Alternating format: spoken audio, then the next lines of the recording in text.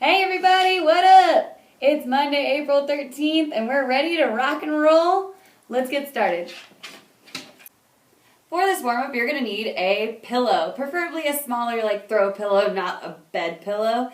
And then if you don't have one of those, a textbook works just fine. You're going to do 3 rounds of this. The first part is just 30 seconds of cardio. That can mean you could run 15 seconds out and 15 seconds back. You could do jump roping. You could jog in place. You could do jumping jacks.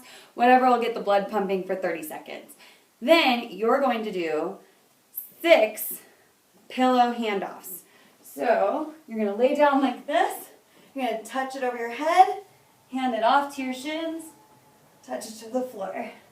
Overhead. Hand it off. Down. When you get done with that, you're going to do 6 straight arm V-up rotation holds. So you're going to go down, down, down, and 1 is 1. Lastly, you're going to do 12 pillow hold scissor kicks. So I'm just holding it up in front of me and I'm just kicking my feet. Try not to let that other heel hit the ground if you can help it. Just float it about an inch above. Ta-da! Now let's mobilize. We're doing a lot of chest stuff today and a lot of ab stuff. So the first thing is just going to be the door jam stretch. But if you have a lacrosse ball or some sort of tennis ball, this is Buddy's chew ball, then I would actually suggest doing the door jam stretch and doing this. So I'm going to show you this first. You're going to place the ball kind of right between your pec and your delt right here. You're going to lay on top of it on the ground. And then pick your hand up about an inch away from the ground and just sweep your hand back and forth like this. If you don't have one of those, that's fine. You can do the door jam stretch. So you'll find a good door jam. Arm at a 90. Walk through. Arm up at a 45. And walk through. Then you're going to do the cobra stretch. Super simple. Just in a plank position and press up into cobra. Let's do that a couple of times as well. Next, we're going to do some ab work. So you're going to do 3 rounds of 45 seconds of each movement with 15 seconds of rest in between. The moves that we're doing are flutter kicks, dead bugs, and then crouching dragons. And there's different versions of each of those based on what pieces of equipment you have. So let's go over each of those moves. First one is a flutter kick. If you just want to do it on the ground, that's perfectly fine. So that would be laying down on your back and just fluttering those legs. Try to see if you can crunch up and keep those shoulder blades off the ground. You can even hold your hands out in front of you to help. Now, if you have a bench or a box or a chair easy and readily available, you can also do these flutter kicks like this, just to make it a little bit harder and a further range of motion. Then we've got a dead bug. Normally these by themselves is just getting those feet flat to the ceiling, reaching those hands up, and tapping your toes. If you want a more challenging version and you have a wall available to you, you can do a wall touch 3-point dead bug. So I'm going to sit up against that wall,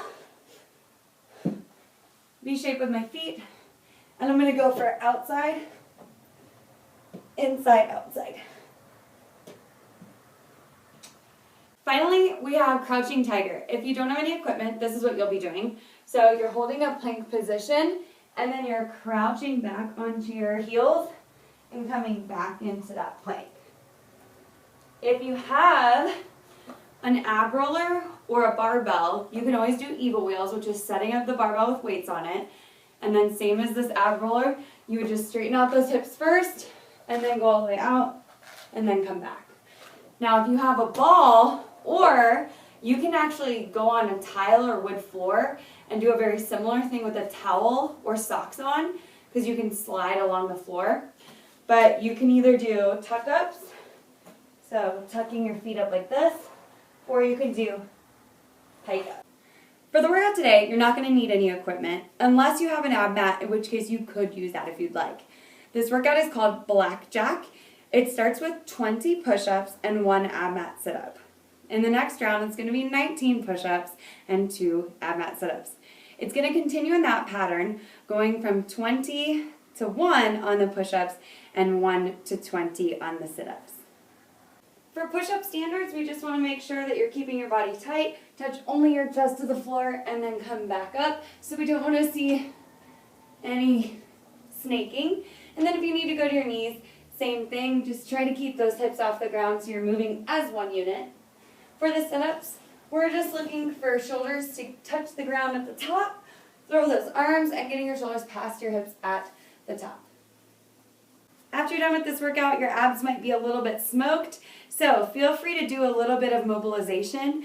I'd highly suggest chest rollover stretch and also back extensions. So chest rollover stretch, it's going to be laying out this way and then rolling up onto those shoulders like this, and back extensions going to be that Superman position, and crunching up those back muscles helps release a little bit of your ab muscles.